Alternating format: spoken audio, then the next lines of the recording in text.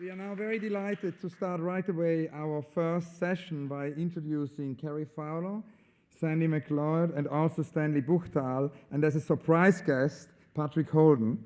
We're very pleased that many of you could see the movie this morning at the Gay Picture House, which was actually the UK premiere of Sandy's extraordinary documentary, Seeds of Time. In this film, we witness, first of all, and above all, Cary Fowler's immense courage. It's something Jean Rouch once said, that the most important thing in any practice is immense courage, and that really is so present in the film. We witness his journey across the world as a saint, really, as a true pioneer, educating the world about the consequences of our inaction and attempting to reinvent a global food system that can last forever. So it is really a call for action, which is exactly what Gustav said this marathon should be about.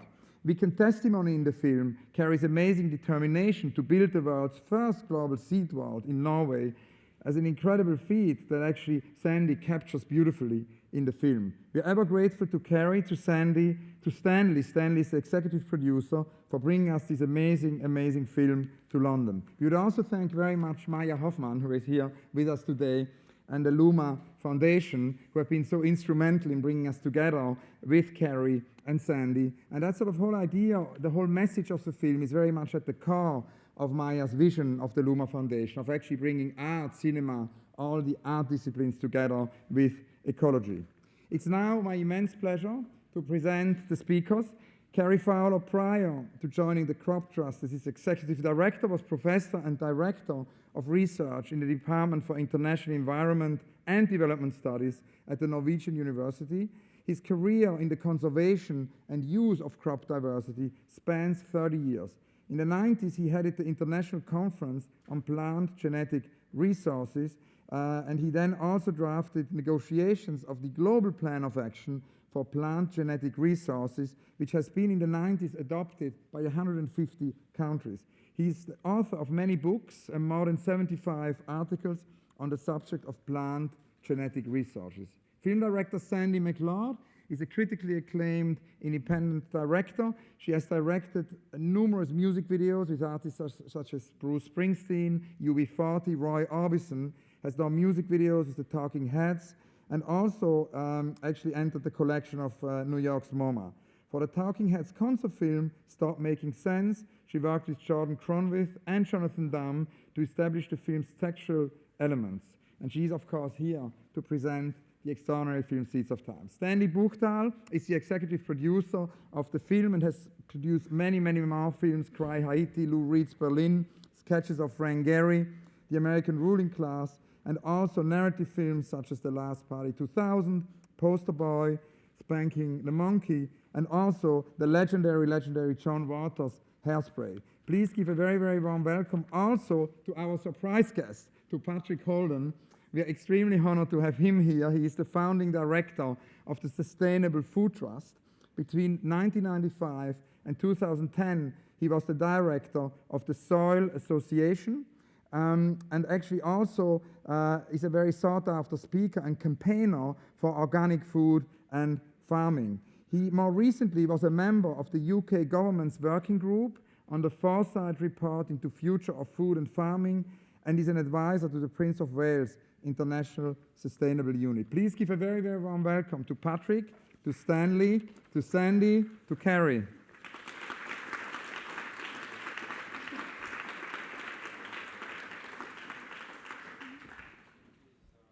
Is my mic on? Hello, good afternoon. I've produced quite a few films, as Hans has described so kindly. This is the first film about a movement that's so important in our lives. My wife and I have a foundation called Luma Foundation, which specializes in the arts, culture, and the environment. And this subject is near and dear to us because we have a organic farm in the Camargue, which produces rice and wheat. And we also have an organic restaurant called La Chassignette in the Camargue. And so we're in this area where we're really specialized in organic farming. A number of years ago, we got a call from Sandy McLeod and her husband, Sam Dryden, and asked us if we would come to Svalbard, Norway, which was, on the surface, was sort of a schlep because it was in the middle of nowhere. And so we took a flight, and Maya and I landed there at 40 degrees below zero. And we had to buy special pants, shoes, hats, gloves, jackets. And we were introduced to this gentleman, Cary Fowler. And I must tell you, I've met quite a few people in my lifetime, but this gentleman is a true outlier. And we've probably all read Malcolm McLaren's book about outliers, which Cary wasn't included in because he didn't know about his work. But I must say, this is a gentleman who's not only doing God's work to help future generations in extinction of farming, but he's changing the game. He's going back to the roots. He's finding out what it took, where it went, and how to do it, and he's actually doing it. And this is a clarion call to this subject matter. Sandy is a very old friend of ours, and so is Patrick. And he's just spontaneously showed up, and they asked him to sit in on this because this is his exact area of expertise, and he'll give you some more background about that. So we're very, very pleased to be here today. And thank you, Julia, and thank you, Hans. And I'll turn it over to the panel. Thank you very much, Stanley. And actually, the idea of this film, Seeds of Time, ties in very much with something the philosopher Timothy Martin said when he talked about this immense loss, the loss of species, the loss of seeds, of many different things. And whilst we did the conversation as part of the prep for this marathon, he really started to cry, and it was a very emotional moment. And that happens also in the film. And I wanted to ask Cary maybe to tell us a little bit more about that, because you take the viewer on a very personal and also emotional journey, and that's also true of your own journey. There's a very strong connection, and in a way, millions of seeds have been destroyed, and there's this moment where the woman who basically is announcing this tragedy breaks down in tears in front of her audience. And I think this very deep level of involvement and also upset from the loss is quite extraordinary, given the fact that it's something which at the beginning of the film seems very distant from us. Can you maybe tell us about this? Yeah. Well, I think that for many people, conserving this crop diversity is truly emotional, and for a couple of reasons. One is that people in my field realize that the diversity that they're saving has an unbroken line of history back to the Neolithic. So in a sense, they're conserving what their ancestors conserved, and they're just bringing it forward. So it's a representation of all of our history, but on the other hand, it's all the options that we might have for the future for agriculture. And once you begin to realize that long history, and we hope an even longer future, and you're holding seeds in your hand, and you realize that varieties of our crops can become extinct just as a dinosaur might become extinct, never to be seen again. And you realize how important that is, and the fact that these crops have co-evolved with us as human beings, then it can be emotional. Now, one of the messages that is reiterated throughout the film is that our domesticated crops are not able to adapt on their own, nor is the process going to be a fast one. It's something which is going to take time. So if this is the case, we kind of need to help crops adapt to climate change. And so I was kind of wondering if you could tell us a little bit more about how we can actually action this, slow process on a day-to-day, more local level, and really by starting now. Well, I think it's true that for our domesticated crops, which require us to take care of them to exist, we do bear an evolutionary responsibility, and it's a common responsibility. So I don't believe that everyone needs to be doing exactly what I'm doing. I don't think the world needs so many people doing that.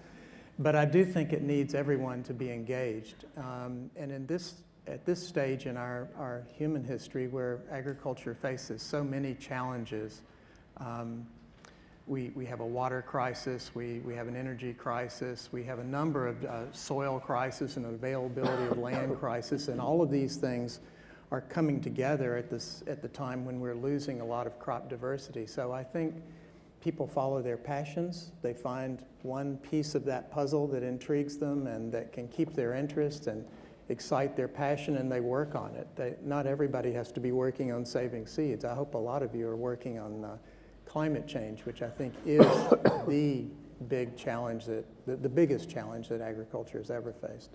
And towards the end of the film, Cary, you say something very potent. You call for less pure politics and more pure science. I was wondering if you could elaborate a little bit on that statement and maybe tell us how actually politics often have been a hindering factor along the journey that you've undertaken. Yeah. Well, I find in my work that the scientists actually do know what is happening with climate change, with the loss of genetic diversity in agricultural crops. And frankly, if the politicians were to get out of the way, the scientists would know how to deal with these issues and would be dealing with them. But there's a high correlation between political beliefs and how you approach issues like extinction and climate change. So that really poses a barrier. And I think, frankly, as I said in the film, we have to look for solutions, not just victories. And I'm not confident that on these subjects we can have victories in the sense of beating down the opponents and the people who don't know and are wrong-headed about these issues. So the alternative, I think, is that we isolate ourselves, talk to ourselves, and convince ourselves of our moral superiority and the rightness of our own views. That would be one tactic. And the other is, I think we can begin to learn how to talk to people who disagree with us and look for areas of commonality where we can begin to bring people together regardless of some of their views on these subjects. I have strong views on some of these subjects. I'm not going to kid you, but I also am pragmatic and want to take a few steps forward. Now, Stanley, I was wondering how it all started with the film, and if you can tell us maybe a little bit about the journey, because we all know about Cary's journey now and this extraordinary journey, and how did you start this film and how did you follow this journey? I had read an article in the New Yorker. Actually, I was reading it one morning at breakfast, and my husband was on a speakerphone, and he was having a conversation with a guy named Cary, and I was reading about a guy named Cary, which seemed like an odd coincidence, but I didn't pay any attention.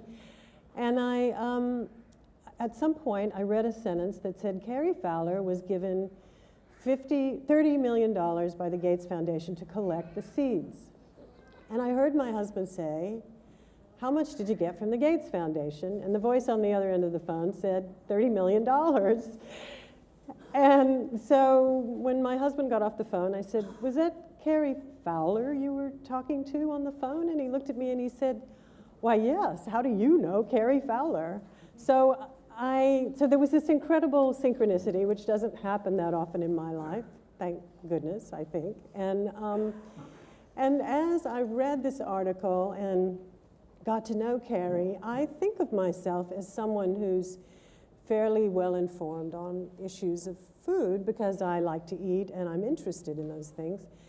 But I realized that I had no idea what was going on, in terms of the extinction of our food seeds. It was a complete missing piece of information that I really didn't understand, and it was incredibly profound to me that this could be happening right under our very noses and on our very plates, and that none of us knew. So it seemed to me that it was something that we really had to, that deserved some attention. And then obviously the movie is a journey through different places. Rome plays a role in it, and then of course Norway. Can you tell us a little bit maybe both about these different places where it happens? I'm very curious if you tell us more also about the choice of this place in Norway, because I spoke yesterday Stuart Brand, who was here, and he's obviously very involved, one of the co-founders of the Lauernau Foundation. They have this idea to actually, Brian Eno is involved in that as well, to do this, Daniel Hillis, to do this clock for eternity in some way, and they found a place in the US which is high enough that it could never be flooded, and it was a long reflection where that would be. So I suppose you had similar considerations to find that place in Norway somehow for a maximum long duration to be protected. Can you tell us about the place? Sure. Well, some of you may not have seen the film, so I'll just say that what motivated us to begin to collect seeds of different crop varieties around the world was that we were losing that diversity in normal seed banks through war and civil strife and accidents and human mistakes. And this really wasn't good enough. So we wanted to find a place where we could safely and permanently store samples of seeds. The media calls it a doomsday vault. We never thought of it that way in the beginning. We realized that extinction for agricultural crop varieties is happening every day in seed banks, which you would think of, given that name, would be a safe place to store seeds. So we wanted a place where we could put a duplicate copy of different countries' seed collections, the United States, the UK, Germany, et cetera. And we went very far north, 78 degrees north. This is above mainland Norway. Built a facility inside of a mountain in the permafrost because if you're going to store seeds for the long term, you want the seeds to be fairly dry and you want them to be very cold, about minus 18 Celsius. And this facility in the middle of the mountain gave us -5 naturally, which is about as good as it can get. It was very remote, so it was safe from a lot of the dangers outside, but it was accessible. We could actually get there and get the seeds in and out. So today, we have samples, each sample being about 500 seeds, of about 830,000 unique crop varieties. So we have more than 100,000 different varieties of rice.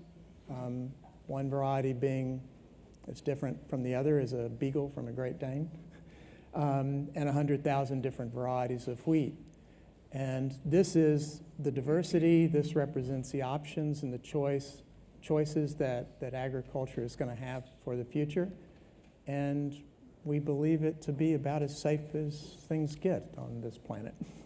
Now, in order to also achieve this, of course, it needs collaboration and many people working together. And that's interesting, I think, for all big problems and issues for the 21st century. We spoke yesterday about the solar airplane, and obviously this wonderful initiative of artists Tino Segal and Olafur Eliasson collaborating with solar engineers, Pika and also Otterson and Stuart Bryan on a sort of feasibility really of a solar airplane which could be faster.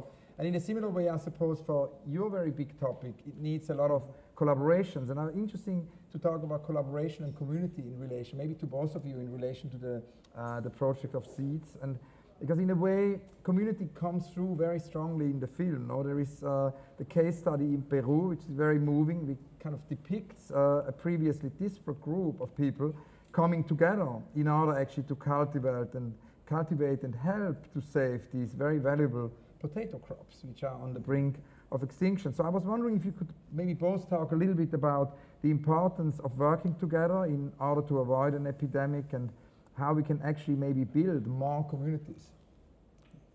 You want to start?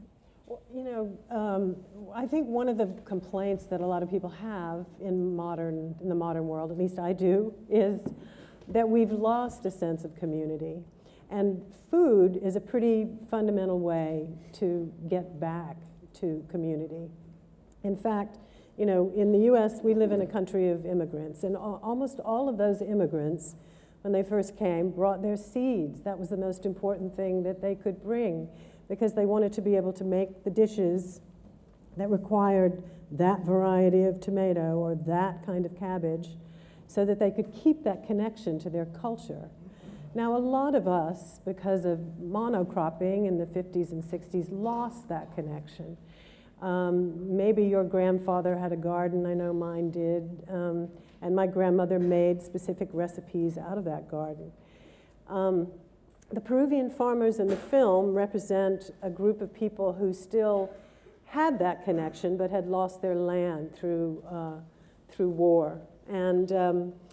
And so they were able to go back, fortunately, and get the seeds that they wanted to reform community.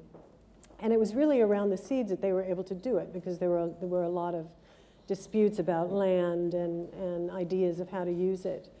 So the seeds were actually a unifying factor for them. And I think that they could be that way for us, too.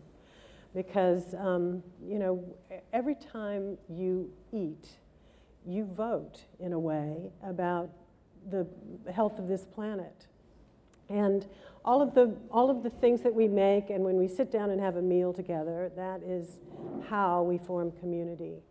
So, so there's a piece of this for all of us, I think, in terms of just, you know, getting together and figuring out how we can push this thing forward. Because in the last 80 years, we've lost somewhere between 93 and 97% of all the food varieties that we used to eat. So what we have left is something that needs to be valued and grown and eaten, and in order to now hand it on to the next generation. Cary, maybe you can tell us more as well about this idea of the community, because I think it's very fascinating, this idea of also what you say, that we need more and more of that, and how can we achieve that?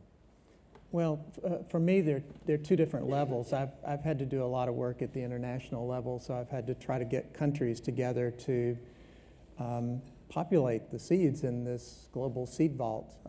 We have seeds from virtually every country in the world now, and are still getting more in. More were delivered last week. But I think that all of us can relate to this old heirloom diversity, which is actually the future as well, on a quite personal level. I used to, when I was in the United States, used to go and give talks to audiences and would distribute a list of extinct apple varieties. We had 7,000 apple varieties, named apple varieties, growing in the United States in the 1800s. More than 90% of those are extinct now. And they bore the names of the people, the families that gave rise to them, that developed them. And if I were in front of an audience like this and passed out this list of extinct apple varieties and asked people to look for their family names, more than 2/3 of the audience would be able to raise their hands and say, yes, I found my name on this list of an extinct apple variety. So this kind of grabs you in the stomach, this type of emotion. But it should also spur us to some action, because 1/3 of the audience would not have found their name on it, which means there's your apple is probably out there, and you ought to be conserving it. A couple of months ago, I visited Downhouse, Darwin's home here, and was very curious to find the varieties of apples that Charles Darwin was growing. There's 6 or 8 of them. I'm trying to get them for my place back in the United States now. I have about 100 apple varieties I'm growing, but I have a particular interest in getting the ones that Charles Darwin grew. And it's not easy. Maybe some of you out there can help, but I think a couple of those have perhaps been lost, and that's a real shame, obviously.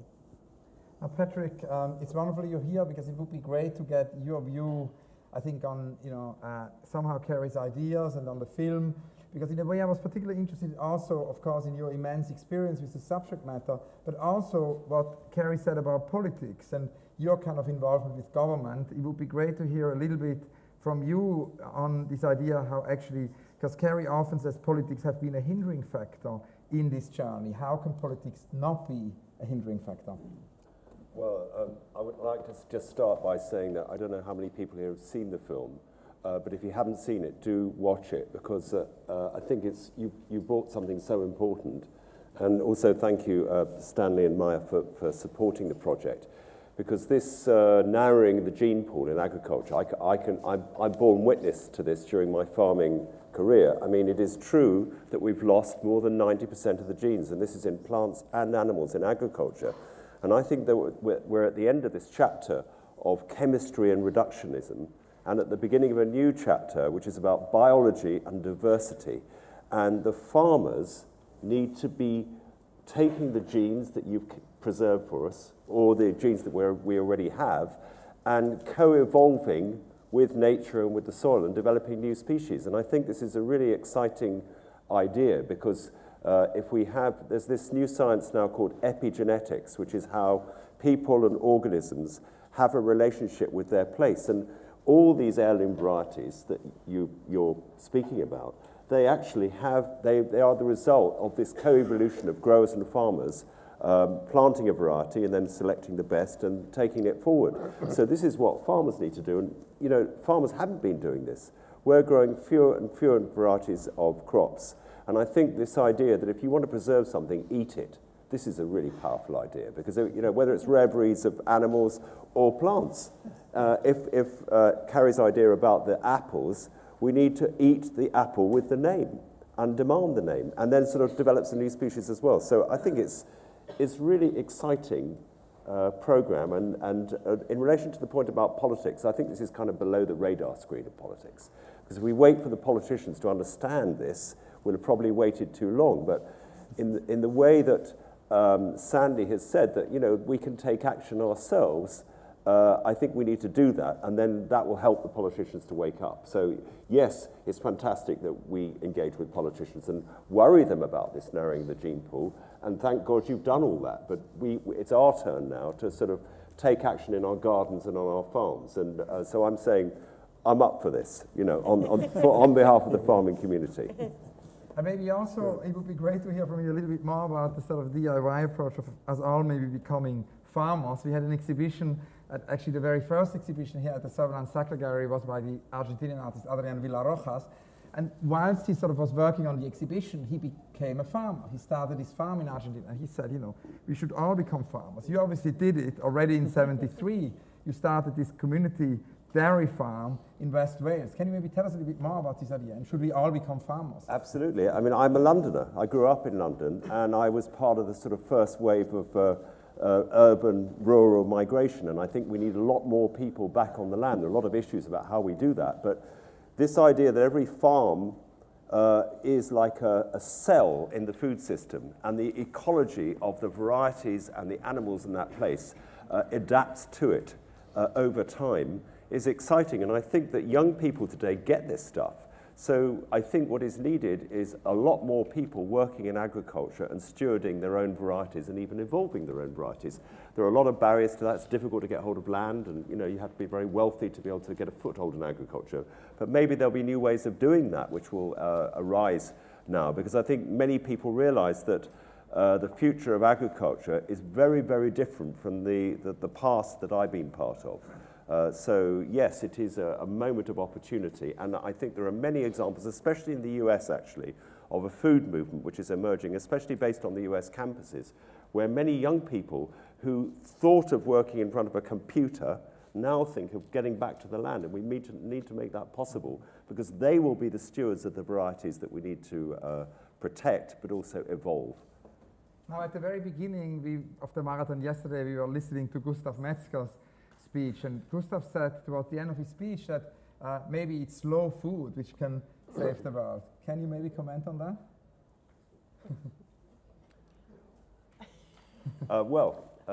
The slow food movement is a good example of how we need to take a different approach to this instant thing that has happened before. So varietal development is about allowing varieties to exist and then picking the best ones. And I suppose Carlo Petrini's great impulse to develop the slow food movement is a manifestation of this new, slower, but in a way more dynamic relationship with nature. And I'd be very interested to Cary, do you agree that your work it's not a Noah's Ark, I know, but you know, if you have the image of a Noah's Ark, then we need to somehow get the genes out of the Ark, put them onto the fields, and then take it forward. And what do you think about that? Well, I think that's right. And I think there are a couple of ways we could take it out of the ark, so to speak, and begin to use it. One is that we need plant breeders, professional, scientific plant breeders, working to help our crop varieties adapt to climate change, for instance. And many of the crops that are major food crops in the world have no scientific plant breeders whatsoever working on them. Bananas have, I think, 6 people working on them. Yams, about 6 people. And many of the crops have 0. But the other thing, which I think is, if you think about what's happening in the developing world, and not just here, that's really remarkable, is that there are about 1 billion people on Earth that live in a self-reliant way with their own seeds. They're subsistence farmers. They save their seeds from year to year. And you ask yourself, how are they, without access to diversity, equaling options, how are they going to adapt these crops to the climate change that's coming? By the middle of this century, we expect that, or certainly by the end of it, more than half of the agricultural land in Africa is going to be under a climate that has never before existed in the history of agriculture for those areas. So how are they going to adapt? And I think the answer, if we have an answer, is we need to get that diversity back out to farmers, for them to play with, for them to experiment with and select. And I'm not very fundamentalist about how they do that. I think the more the better. And diverse ways of conserving diversity seems to be a no-brainer. It's a sort of new relationship, it seems to me, between plant breeders and farmers and growers, where the plant breeders recognize that it's not just about genes bred in a laboratory, it's about how plants can coexist with their unique environment. Because all those smallholder farmers, they need to keep going with their indigenous varieties, but they somehow need to bring in some new material without compromising what they've already got. And that's a new approach, isn't it? Yeah, and I think there too, we need to be a little bit calm about how we approach it and say that different institutions and different professions in this world of ours have something to bring to the table and contribute, and not jump to conclusions that one way of doing things is right and another way is wrong. I think there can be a lot of different things being done. And that's very exciting, because that idea of bringing this diversity out leads us very much back to the film, because you obviously bring the message about this out into the world. And that was my question for Stanley, because obviously a documentary is a wonderful way of bringing this message to many, many more people. So I was just wondering if you could tell us a little bit more about what's going to happen with the film, and will the film come to cinemas, and how it will be distributed. Well, firstly, the film is really an infomercial for the movement. And the more people that see it, the more the movement grows. And the film will be in worldwide distribution. It's being shown in festivals all over the world. It's been winning awards.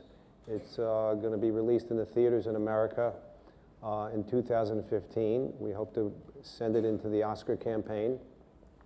And it's interesting, I'm listening to this conversation here today, and the thing that comes to mind is that the Beatles named their record album company after Apple, and Steve Jobs named the most best-selling computer after Apple, and he named a computer after Macintosh. So he was pretty moved by some varieties that we knew about.